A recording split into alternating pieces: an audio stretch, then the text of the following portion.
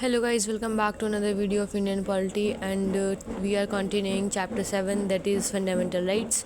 So let's begin. Our next heading is prohibition of discrimination on certain grounds. Article 15 provides that the state shall not discriminate against any citizen on grounds only of religion, race, caste, sex, or place of birth.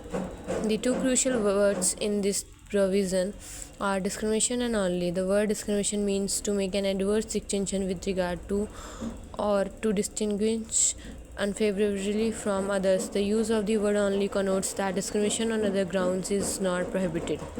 15 discrimination को prohibit करता है on grounds of religion, race, caste, sex और place of birth.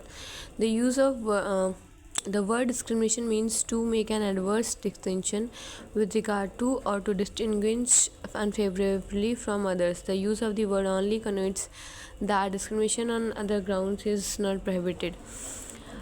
जो word only लिखा गया है इसका मतलब है कि अदर ग्राउंड्स पर डिस्क्रिमिनेशन जो है उसका प्रोहिबिशन नहीं है, लेकिन इन ग्राउंड्स पर रिलीजन, रेस, कास्ट, सेक्स और प्लेस ऑफ बर्थ इनके बेसिस पे जो डिस्क्रिमिनेशन है उसको प्रोहिबिट किया गया है हमारे कॉन्स्टिट्यूशन में under article 15. Okay, the second provision of article 15 says that no citizen shall be subjected to any disability, liability, restriction or condition on grounds only of religion, race, caste, sex or place of birth with regard to a. access to shops, public restaurants, hotels and places of public entertainment, the use of wells, tanks, bathing ghats, roads and places of public resort maintained wholly or partly by the state funds are dedicated to the use of general public. This provision prohibits discrimination both by the state and private individuals, while the former provision prohibits discrimination only by the state.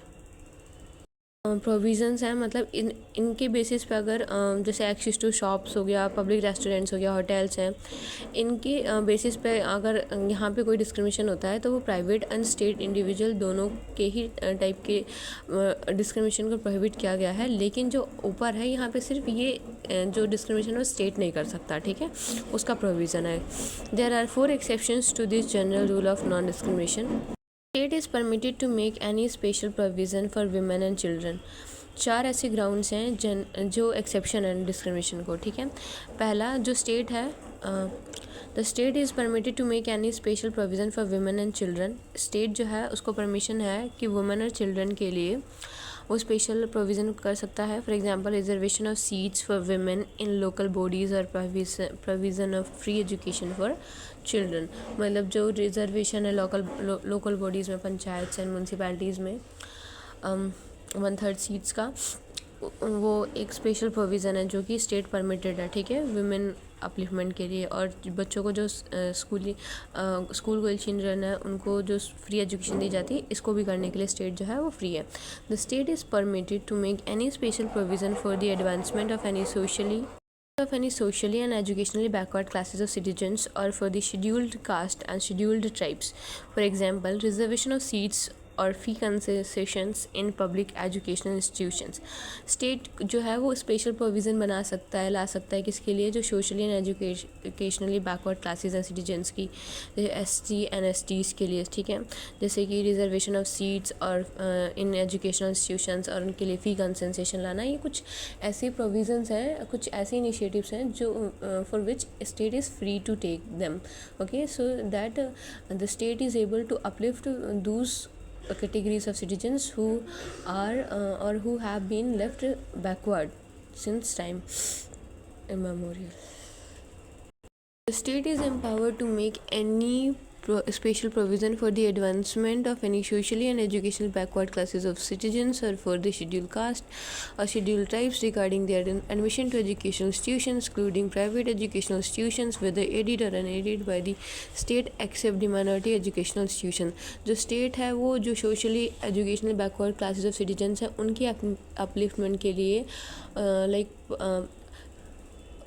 their regarding their admission to educational institutions in private educational institutions whether aided or unaided, यहाँ पर मतलब वो special provision ले सकता है, ठीक है. और बट माइनॉरिटी एजुकेशन इंस्टीट्यूशंस में उनको कोई एडमिशन में कोई ऐसा छूट नहीं मिलने वाली, ठीक है, क्योंकि रीजंस होते हैं. The state is empowered. Minorities तो खुद ही मतलब एक छोटा सा सेक्शन कंप्राइज करते हैं, तो उनका अपलिफ्टमेंट भी एक अलग concern है, right?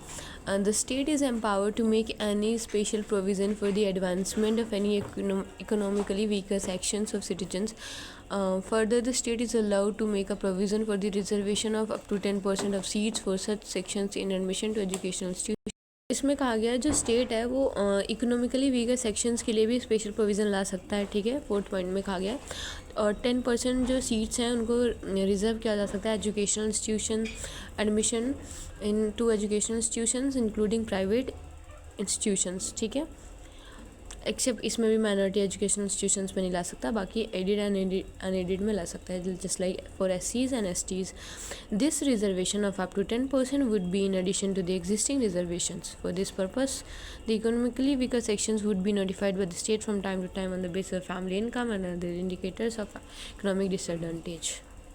So this was our discussion for today. We'll continue this chapter in our next video.